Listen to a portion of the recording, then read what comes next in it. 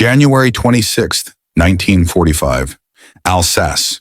A field of frozen mud and shattered trees lies silent under a gray winter sky. Moments later, that silence is torn apart by the grinding of tank tracks and the sharp crack of artillery. Across the open ground near Holtzwihr, 6 German armored vehicles push forward, leading more than 200 infantry in white camouflage. Their objective is simple: break through the thin American line and reopen the Colmar Pocket. On paper, nothing stands in their way. But on that afternoon, in a place the maps barely mention, something impossible begins to form.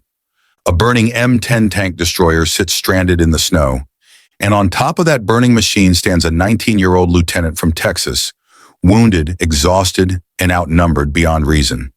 He has no cover, he has no retreat, he has a .50 caliber machine gun and a field telephone, and he makes a decision that military textbooks cannot explain.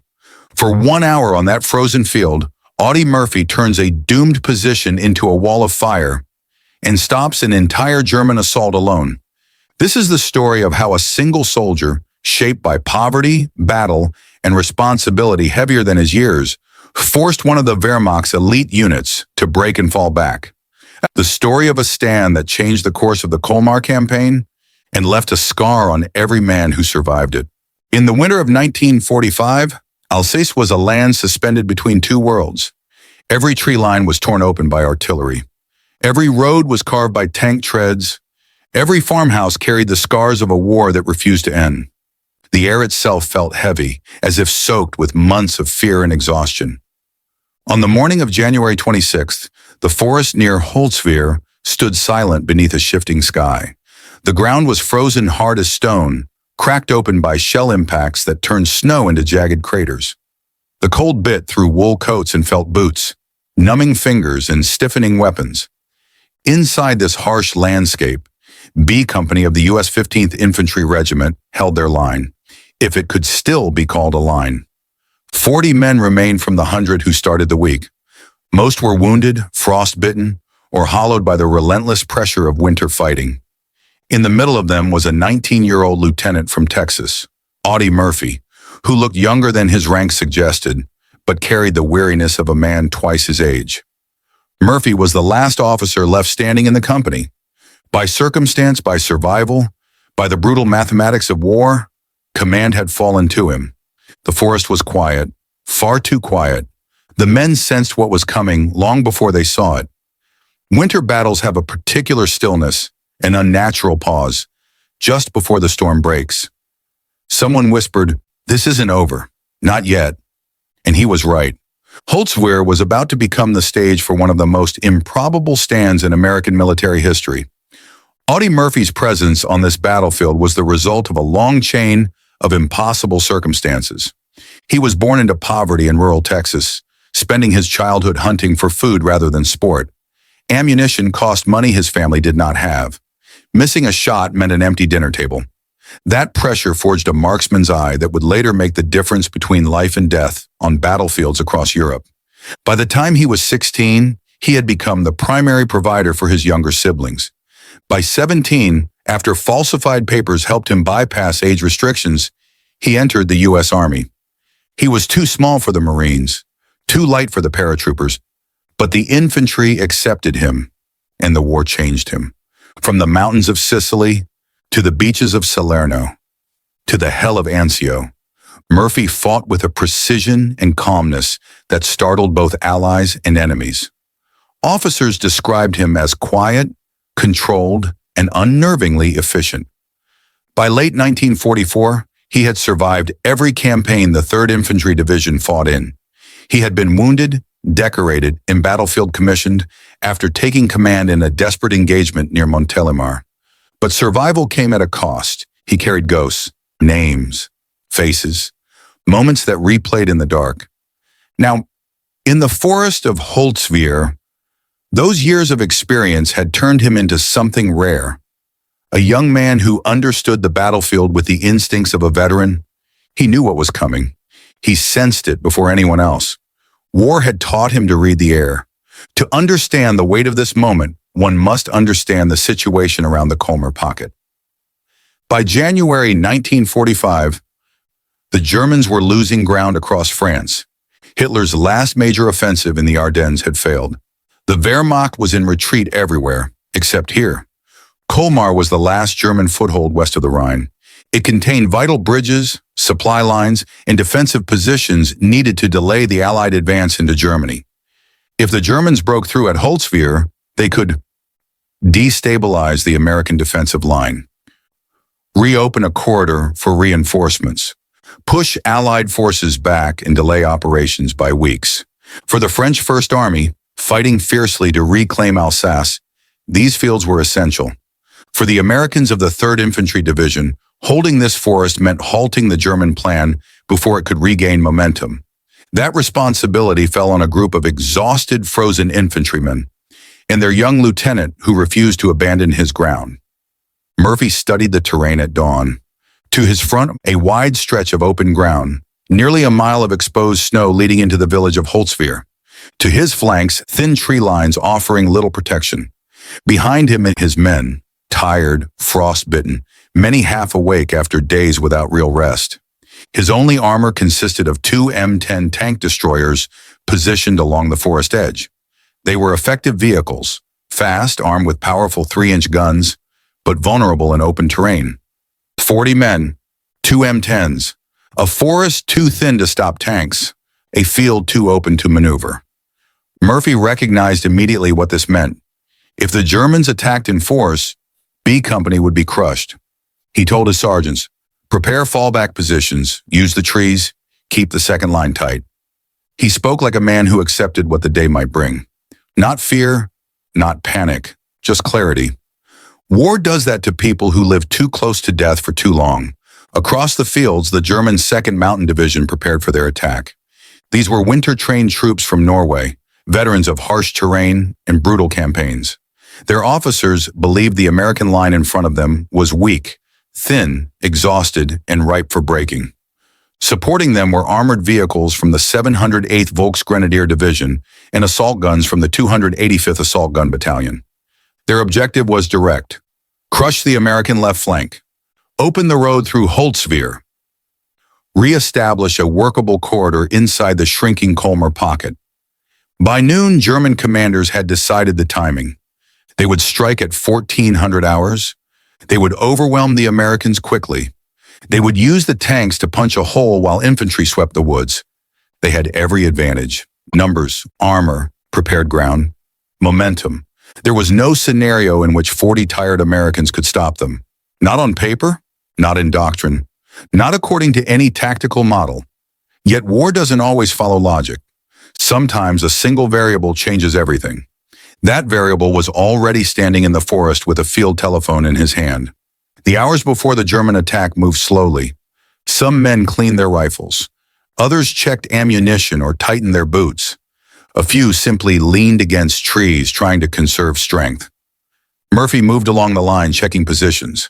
He recognized the strain in their eyes. The same strain he had once felt before Sicily, before Salerno, before the mountain passes of Italy. One soldier said quietly, "Lieutenant, you think we're going to make it through today?" Murphy paused, weighing the truth. Then he answered simply, "We hold as long as we can. That's our job." He didn't promise survival. He didn't offer false comfort. His honesty was its own kind of leadership. By 1 p.m., distant artillery began to echo from the German side. A low rumble built along the ground, a vibration every man recognized long before the sound reached them. The attack was coming. Murphy tightened the strap on his helmet, lifted the field telephone, and steadied himself. In the distance, faint black shapes began to emerge through the drifting snow. A storm was approaching, and 40 men were about to face the impossible. At exactly 1300 hours, German artillery opened fire.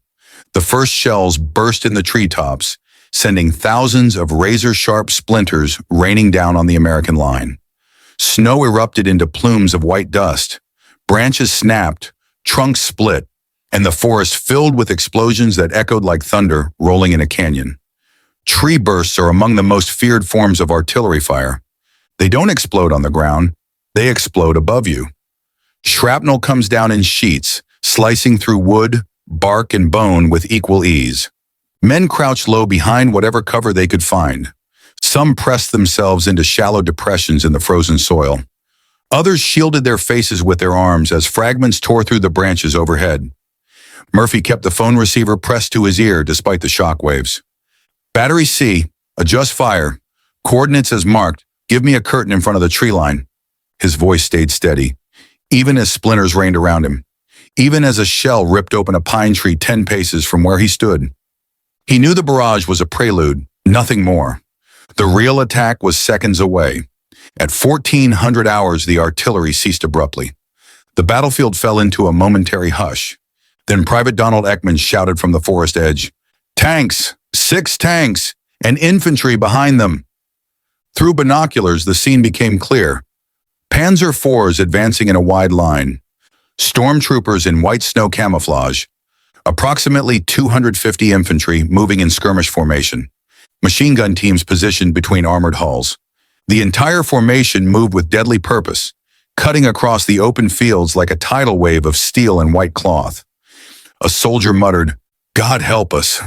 The numbers didn't make sense. 40 Americans, 2 M10 tank destroyers. No proper trenches, no reinforcements close enough to matter. Murphy gripped the cold metal of the telephone and called artillery again. Fire for effect. Danger close. Bring it down on the leading elements. It was the first step in an impossible defense. At 600 yards, the American M10s opened fire. The tanks answered immediately. An 88mm shell roared across the field and struck the rear M10 squarely in the turret. The explosion tore through the vehicle, igniting fuel and ammunition. Flames shot upward as the crew leaped out, sprinting for the woods under machine gun fire. The forward M10 tried to reposition, but the icy ground betrayed it. Its tracks slid, the hull twisted sideways, and the entire vehicle sank into a drainage ditch, immobile and unable to fire. Within minutes, Murphy's only armored support was gone. A sergeant shouted, "We can't stop those tanks without the M10s." Murphy replied sharply, "Fall back to the second line. Move!" Then he remained exactly where he stood.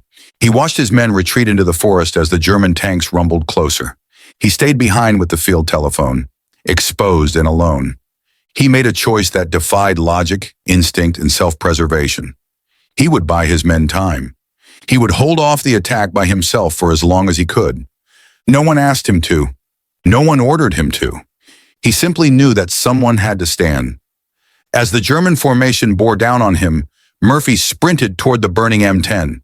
Flames poured from its rear. Ammunition inside cooked off with sharp metallic pops. Heat radiated in heavy waves. He climbed onto the vehicle, onto the steel carcass that could explode at any moment. He turned the .50 caliber machine gun toward the approaching infantry. The world narrowed, the forest behind him, the enemy in front of him, the burning metal beneath him. For a brief moment, time held still, the frozen second before a storm breaks. Murphy lowered his face behind the machine gun sights, steadied his grip, and drew a long breath that tasted of smoke. Then he opened fire, and the impossible began. The instant Audie Murphy pulled the charging handle on the Browning M2, the battlefield shifted from cold silence to a vortex of sound and violence. The .50 caliber machine gun roared alive, its thunderous rhythm cutting through the winter air with a force that vibrated through his ribs. A stream of tracer rounds burned across the snowy field, ripping into the advancing German infantry. At first, the soldiers in white camouflage continued forward, thinking they were facing a mere delaying action, but within seconds they understood something far more dangerous waited before them. Murphy's fire wasn't wild, it wasn't panicked, it was methodical, deliberate, almost clinical. He knew the weapon's rhythm, he knew the recoil, he knew how to ride the burning chassis beneath him without losing balance. Behind the front German ranks, confusion spread. A single silhouette stood on that burning machine, fully exposed, and yet firing with the conviction of a man who had no intention of leaving alive. From the forest, his men watched in disbelief, most crouched behind fallen logs, others pressed against the frozen earth. Private Abramsky later said, "I thought I was watching a ghost, a man made of smoke and fire."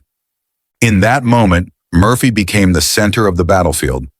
Everything, every tank tread, Every rifle shot, every command shifted toward him. The German infantry attempted to press forward in two assault wedges. Their support weapons, MG-42s and MP-40s, opened a torrent of suppressive fire on the M10's position. Dozens of bullets smacked into the burning hull like hail against a steel drum. Sparks flew. Smoke thickened. Yet Murphy did not duck. He did not hesitate. His face remained cold, focused, almost empty. The field telephone handset, somehow still connected, hung at his side, bouncing against the turret as he fought. When needed, he grabbed it between bursts, calling out coordinates with precise calm. Adjust left 50. Fire for effect. Keep the barrage moving with their advance. Artillery shells began crashing down closer and closer to him, dangerously close. Shrapnel hissed through the air. The ground trembled. The Germans halted their advance momentarily. Their doctrine required combined movement, infantry ahead, armor behind. But their infantry was being shredded before the tanks could even approach rifle range. One German officer shouted frantically, waving his arms for his men to spread out. Another attempted to reposition his platoon behind a hedge of dead brush. It didn't matter. Murphy found them. He shifted fire, sweeping left to right, cutting across the skirmish line. The .50 caliber rounds tore through snow, cloth, and bone. Men who moments earlier marched confidently across the field were now scrambling for dips in the frozen earth. In less than 5 minutes, the German formation lost its momentum. What was meant to be a coordinated assault had become a desperate scramble for survival. Panzer IVs and assault guns advanced slowly, trying to maintain cohesion. They fired repetitively at the burning M10, attempting to silence the machine gun that had halted their infantry. Each shot created a shock wave that rippled through Murphy's chest. Each shell kicked up snow and dirt. Each impact sent fragments spraying across the field. 2 direct hits struck the M10's hull, engulfing it in thick black smoke. Observers in the woods thought Murphy had finally been killed. But as the smoke drifted away, his silhouette reappeared, steady behind the machine gun, firing again with brutal accuracy. One German tank commander reportedly shouted, "Dieser Mann ist wahnsinnig." This man is insane. But madness was not what drove him. It was calculation, instinct, and the knowledge that if he stopped firing for even a moment, the German infantry would regroup. The tanks attempted to circle the M10, seeking a better angle. But the burning wreck and its surrounding heat haze distorted their optics, forcing them to keep distance. Additionally, the tanks could not advance without infantry support. That was Wehrmacht doctrine. Tanks do not push into forests alone. Murphy had turned the field into a zone where armor dared not go. As the battle intensified, Murphy alternated between firing the .50 caliber and calling artillery strikes that landed dangerously close to his own position. He coordinated fire by memory, mentally mapping the battlefield as smoke and snow obscured his vision. He tracked German squads by the rhythm of their machine pistols and the flashes of their muzzle fire. He targeted MG-42 teams, squad leaders, radio operators, grenadiers preparing to rush forward. Every burst of the .50 caliber was controlled, not sprayed. He aimed with the precision of a hunter. The German infantry tried 3 times to flank his position. 3 times they were met with accurate, devastating fire. Their advance disintegrated. A sergeant in the woods watching through binoculars whispered, "He's fighting like a man who refuses to let death take him until everyone behind him is safe." 30 minutes into the engagement, the Browning's barrel glowed red hot. The ammunition belts were growing lighter. The M10's steel frame beneath him creaked and sagged. Flames continued to lick upward toward the turret. Any moment, the vehicle could explode in a fireball that would swallow him whole. Still, Murphy did not leave. The Germans, frustrated and enraged by the lone defender, gathered a squad to rush the M10 from the left flank. 12 men broke into a sprint, moving low through the smoke. They were within 10 yards before Murphy spotted them. He pivoted the .50 caliber and opened fire at point-blank range. All 12 fell. The flank was secured once more. He then returned immediately to the field telephone. "Shift fire 50 yards right. Keep pressure on their second line." The artillery obeyed. Shells crashed between the retreating German squads, scattering them further. Murphy was holding back an entire company alone. And for the first time, the German assault began to collapse. After almost 40 minutes of continuous firing, Murphy noticed the Browning was slowing. The last belt was nearly spent. Smoke stung his eyes. His gloves were singed. He realized he had only minutes left before the machine gun went silent. The tanks sensed it too. With infantry suppressed, they tried once again to push forward. Their main guns fired, blowing apart tree trunks behind him. Private Charles Owen later recalled, "We heard the 50 slowing, and we knew if that gun died, we'd all be overrun." Murphy squeezed off the last rounds, each shot placed with precision.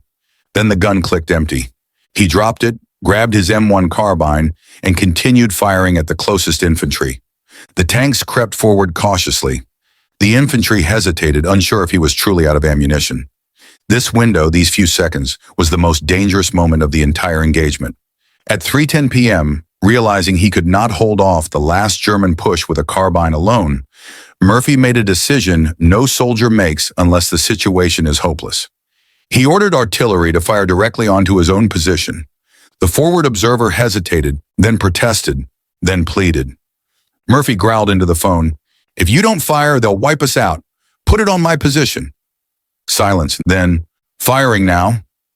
The first shells landed 50 yards behind him. The next wave struck 30 yards to his right, the next 20 yards short. Then the shells walked directly onto the burning tank destroyer, onto Murphy himself. Shrapnel tore through the air like metallic hail. Splinters whirled past his face. One fragment ripped through his leg, reopening an earlier wound. He did not stop firing his carbine. The Germans, caught between artillery and his rifle, faltered. Some dropped their weapons. Some dove into shell holes. Some fled back toward Holtzwihr. The attack had broken. By 3:20 p.m., the German infantry began retreating. The tanks, now exposed without support, withdrew slowly, their engines rumbling in frustration. The battlefield fell silent, except for the crackle of the dying fire beneath the M10. Murphy finally climbed down. His uniform was scorched. His face streaked with soot. Blood trickled down his leg. His hands trembled, but his expression remained eerily calm. He limped back toward the forest. As he approached, his men stared at him as if seeing something beyond human. Private Abramsky said quietly, "He looked like he'd walked out of a furnace." Murphy didn't ask for praise. He didn't acknowledge the fear in their faces. He simply asked, "Any casualties?" Then after a moment, "Prepare to counterattack." Even wounded, even after an hour of impossible fighting, he moved to regroup his shattered company. He was not thinking of glory. He was thinking of survival, of ensuring that the men who relied on him lived to see another day. Moments after rejoining the remnants of B Company, Murphy organized a counterattack. He led from the front, leaning heavily on his rifle as he pushed through the brush. The Germans, demoralized and in retreat, did not resist their advance. In his condition, he should have been unconscious. Instead, he coordinated movement between scattered squads, pointed out machine gun nests, and ordered flanking maneuvers. Private Ekman later said, "He fought like he had something left to lose. We followed because we didn't know what else to do." By 4 p.m., the German assault force was fully pushed back to Holtzwihr. The forest belonged to B Company again. Murphy's leg throbbed, but he ignored it until the counterattack line stabilized. Only then did he allow himself to sit. When medics arrived, he waved them off at first. Treat the others. Even in victory, he held himself responsible for every man under his command. What happened on that burning M10 changed the course of the battle and the Colmar campaign. Strategically, Murphy's hour-long stand prevented the German breakout, held the forest line that anchored the American advance, halted an elite mountain division trained for winter warfare, forced the Germans to withdraw during the night, opened the road for the capture of Holtzwihr the next day. But the true turning point was psychological. The German troops, veterans from Norway and the Eastern Front, had never encountered such resistance from a single defender. Their doctrine assumed overwhelming force always broke thin lines. That assumption died on January 26, 1945. The official German war diary recorded only, "Attack repulsed with heavier resistance than expected." But unofficially among the survivors, whispers circulated, "There was a man on a burning tank who would not fall." War sometimes turns on the axe of entire divisions, and sometimes on the will of one man who refuses to break. Nah. Murphy had changed the course of the battlefield through determination alone. As dust settled over the ruined forest, Murphy sat alone briefly, letting the silence reach him. His hands still shook. His pulse still raced. Every breath felt like it carried the taste of smoke and iron. He had held back an army, yes, but he had also crossed an invisible threshold, one he could never return from. Years later, he described the moment. I felt something leave me that day, something I never got back. The man who stood on that burning machine was forged by hardship, loss, and survival. But the man who walked away from it carried scars no metal could acknowledge. The turning point of the battle had also been the turning point of his life. When reinforcements arrived and saw the carnage Murphy had wrought, most assumed an entire platoon of machine gunners had held the line. Then they learned the truth, and a legend was born, not because Murphy sought it, but because everyone around him struggled to understand how one person had done what he did. But behind every legend is a cost. Behind every medal is a wound. Behind every heroic act is a moment no man ever forgets. For Murphy, the turning point at Holtzwihr was not the peak of heroism. It was the moment he became something else, something hard, something unyielding, something shaped entirely by the need to protect those behind him. War creates heroes, but it also steals pieces of them forever. That was the turning point, the hour that made him immortal in military history and marked his spirit for the rest of his life. Holtzwir's fields had always been bleak in winter, but on that afternoon they became something else, an arena consumed by fire, steel, and the echo of dying ambition. Snow lay shattered across the frozen ground. Trees burned from their core outward. Shell craters steamed under the bitter January wind. From the tree line, the men of B Company watched the battlefield as if staring into a world that didn't belong to the living. No one spoke. The air carried the weight of too much death, too much noise, too much shock crammed into a single hour. The silence that followed was the kind that makes the inside of a man's chest feel hollow. Every soldier there understood a truth that military manuals never mention. Sometimes the battlefield keeps screaming long after the guns fall silent. A private muttered under his breath, "I've never seen anything like that." No one answered, because they weren't just watching a defeated assault. They were coming to terms with what one man had done. Murphy's stand on the burning M10 had gone beyond tactics or bravery. It was a moment where instinct, survival, and duty fused into something raw and terrifying. Even he didn't fully understand how he had done what he did. When Murphy finally stepped off the burning M10, the world around him seemed too quiet. The battlefield moments earlier, an inferno of smoke and gunfire, now lay under a blanket of eerie stillness. Every sensation came back too quickly. The sting of cold wind against his cheeks, the ache radiating up his wounded leg, the metallic taste in his mouth from breathing smoke, the faint tremble in his fingers. But the true shock came from the sudden absence of noise. For nearly an hour he had lived inside a storm, an unbroken wall of sound. Now the quiet felt unnatural, foreign, and dangerous. One soldier whispered, "Sir, you held them all off." Murphy didn't look at him. His gaze drifted across the ruined field, searching for movement, waiting for the next threat that might emerge. He answered quietly, "I did what had to be done." His voice carried no pride, no relief, just an unsettling calm. A calm that made some of the men more afraid of Murphy's silence than the Germans themselves. Because what they saw wasn't an act of heroism. It was a man pushed beyond normal limits, fighting in a state that blurred the line between survival and something far colder. Despite their losses, the Germans were not ready to abandon the battlefield. The 2nd Mountain Division, elite troops trained to survive the harshest conditions, began reassembling behind what remained of their forward line. Experienced NCOs barked orders, pulling survivors into small assault groups. Snow camouflage uniforms blended into the dusk. The German commanders didn't know Murphy's line had been reduced to 40 exhausted men. They didn't know the Americans had run dangerously low on ammunition. They didn't know the last tank destroyer was destroyed beyond use. All they knew was that their assault had been stopped by an unexpected wall of fire. A captain snarled, "We attack again on the left. Move quickly. Use the craters." The soldiers obeyed, though many hesitated. The earlier advance had felt like walking into a meat grinder, but discipline and fear of their own officers drove them forward. Behind them, a German 75mm infantry gun was positioned near the village outskirts. A new MG-42 team dug into a shallow ditch, setting up a fresh line of fire. They had no intention of letting the day end in humiliation. They wanted to reclaim momentum. They wanted to prove that the earlier failure was a fluke, and that meant pressing into the woods. Murphy stood with difficulty, bracing a hand on a tree trunk as his leg throbbed. He limped along the scattered American positions, studying the ground as if reading a map etched into the earth itself. His men were shaking, some from cold, some from adrenaline, some from the quiet fear that creeps in after survival. A few struggled with frozen weapon bolts. Others fought to keep their numb fingers moving. But the real enemy now wasn't the Germans, it was exhaustion. A sergeant approached Murphy. "Sir, they'll come again. We can't hold if they break into the woods." Murphy nodded once. "That's why we hit first."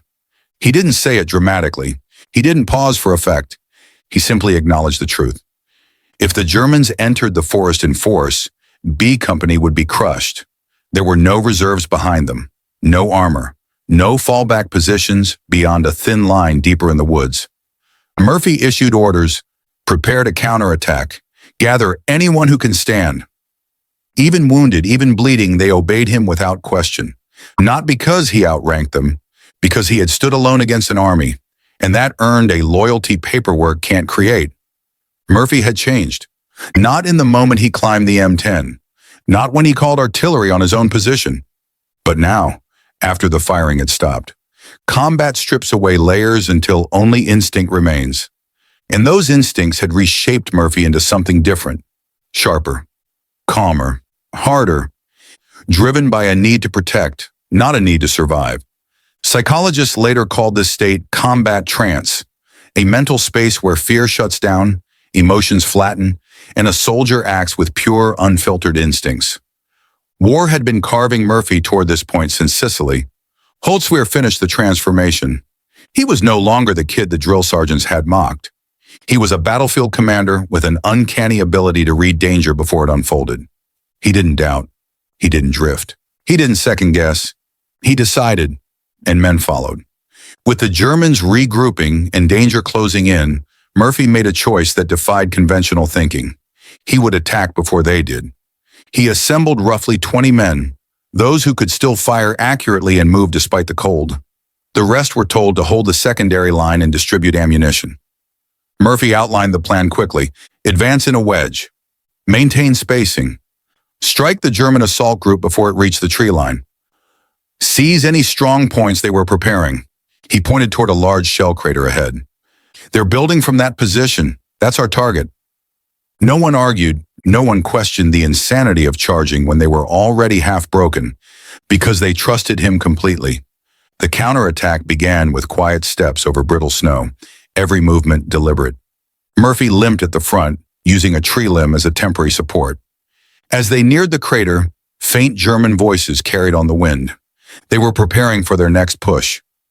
Murphy raised his hand, signaling the men to halt.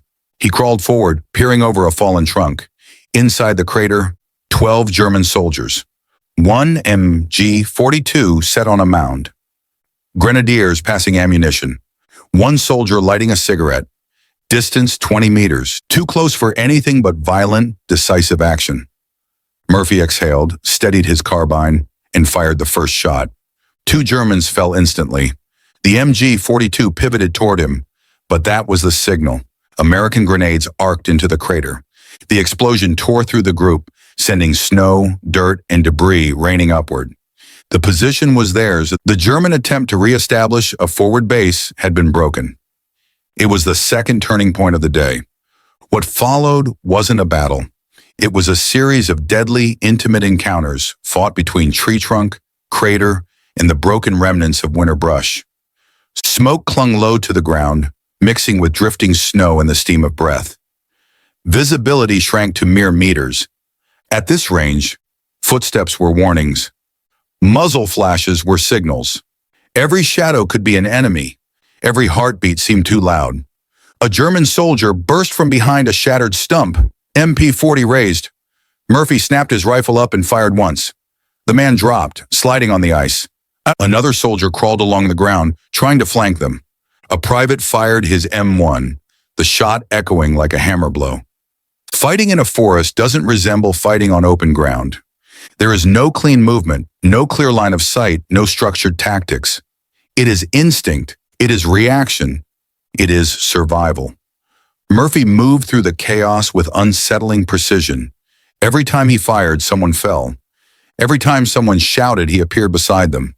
One soldier whispered fearfully, "Sir, how are you everywhere at once?" Murphy didn't answer.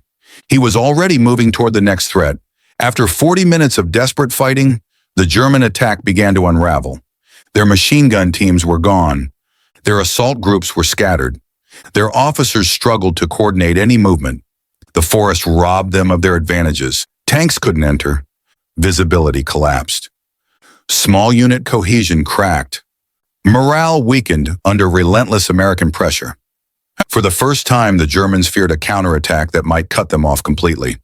A wounded German corporal shouted to his comrades, "Zurück, in die zweite Linie!" Back to the second line. The retreat wasn't organized. It wasn't timed. It was survival instinct overpowering orders. American fire from the tree line pushed them farther. Even as their strength ebbed, B Company held every inch. They had survived the assault. They had reclaimed the forest.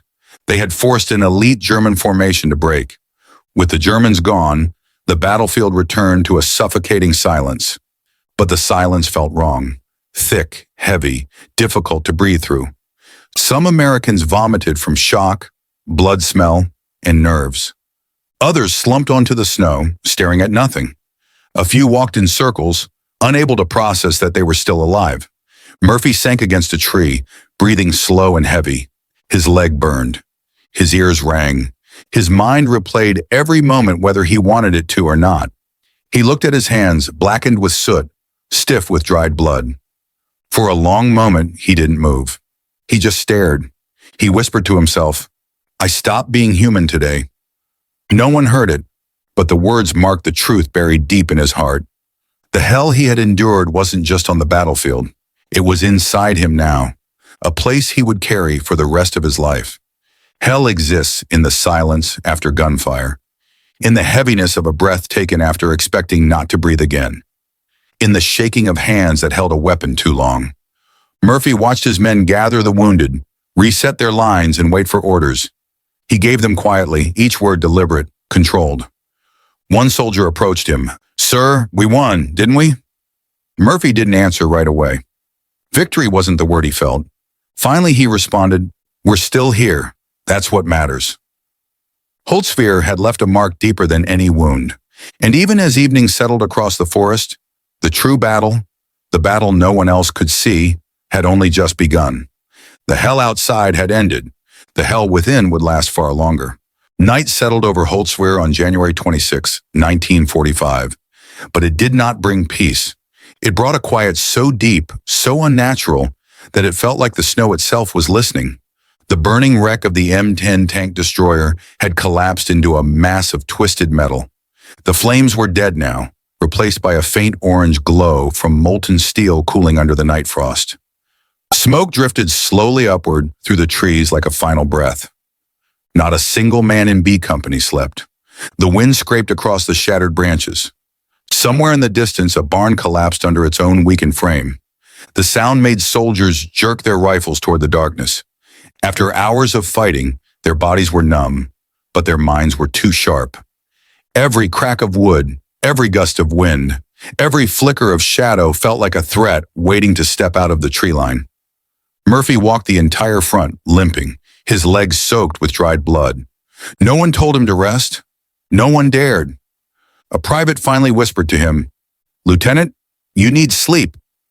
Murphy only answered, "When they're gone." His voice was steady. His eyes were not.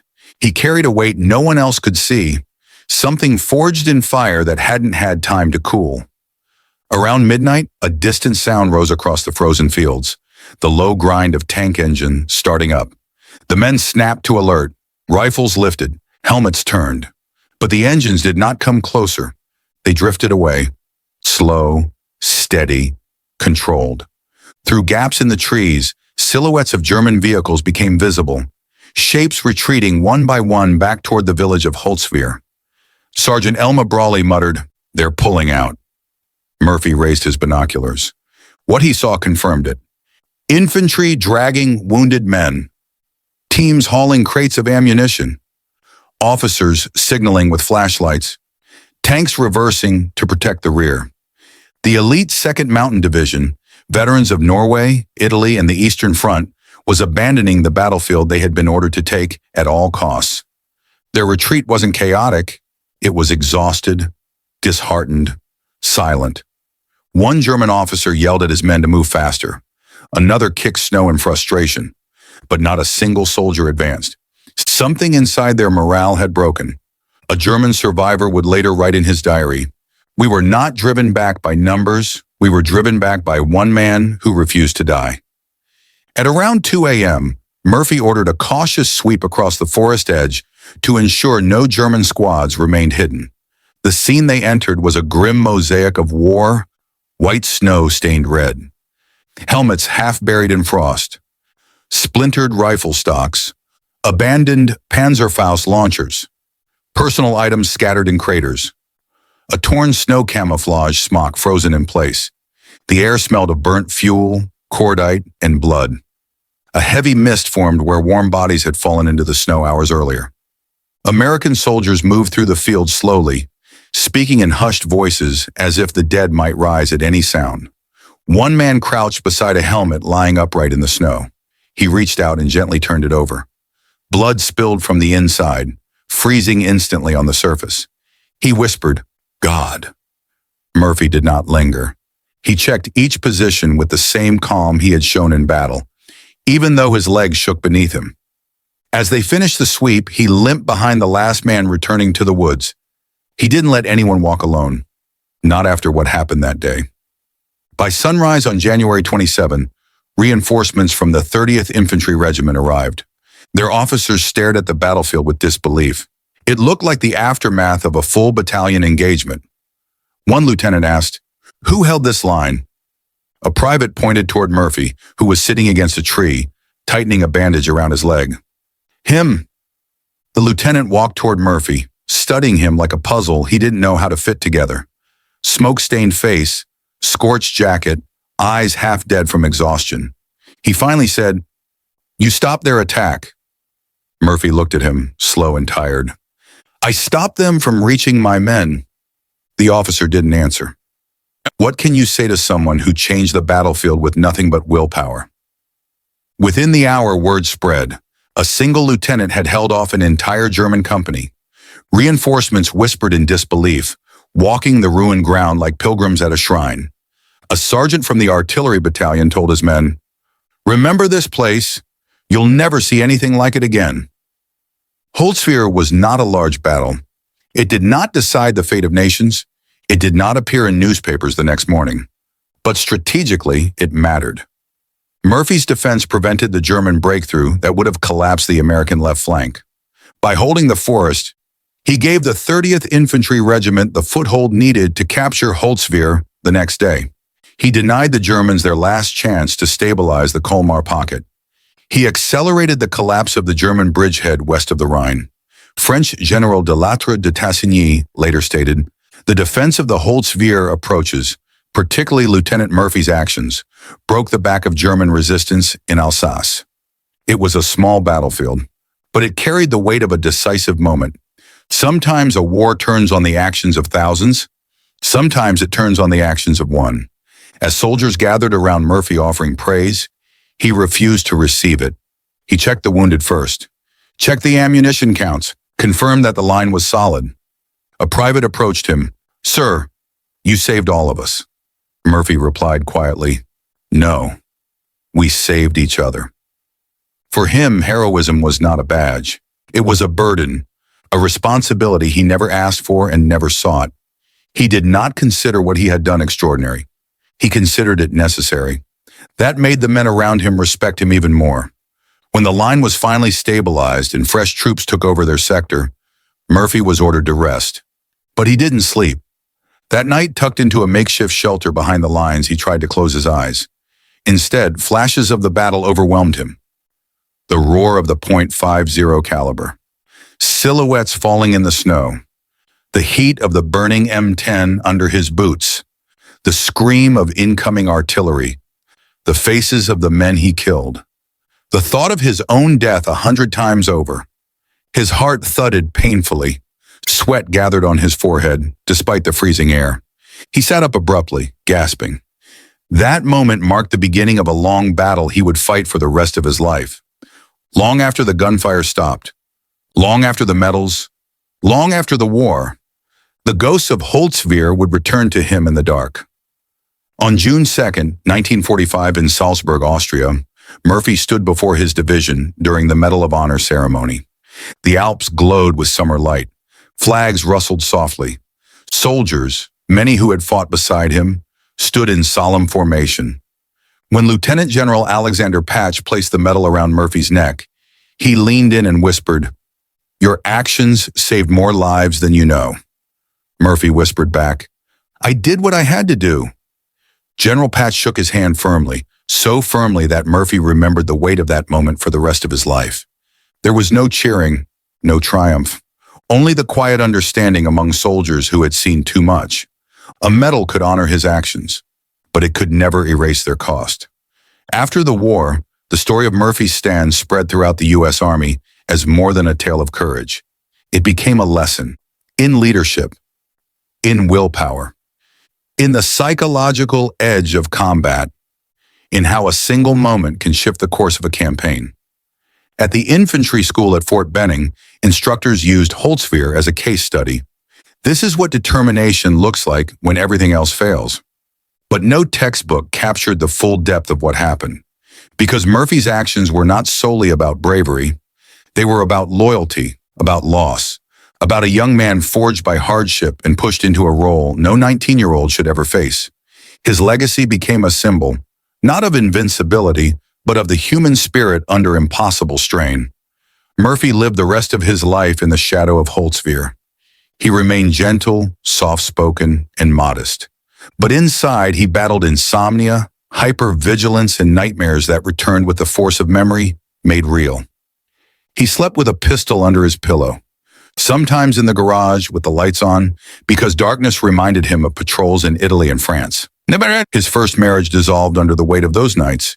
He later wrote, "I remember the experience as if I do a nightmare. A demon seemed to enter my body." Murphy became one of the earliest advocates for what would later be known as PTSD. His testimony helped establish mental health programs for veterans long before the condition was widely understood. His courage on the battlefield was immense. His courage afterward, facing the unseen war in his own mind, was greater still. Today, in the fields outside the village, a small memorial stone stands quietly among the grass. It isn't grand, it isn't tall. It simply exists, marking a place where something extraordinary happened. Every January 26th, people gather, French civilians, American veterans, descendants of those who fought, sometimes even elderly Germans who come to pay their respects. They bring white flowers, no one gives speeches, no one reenacts the battle, no one tries to explain it.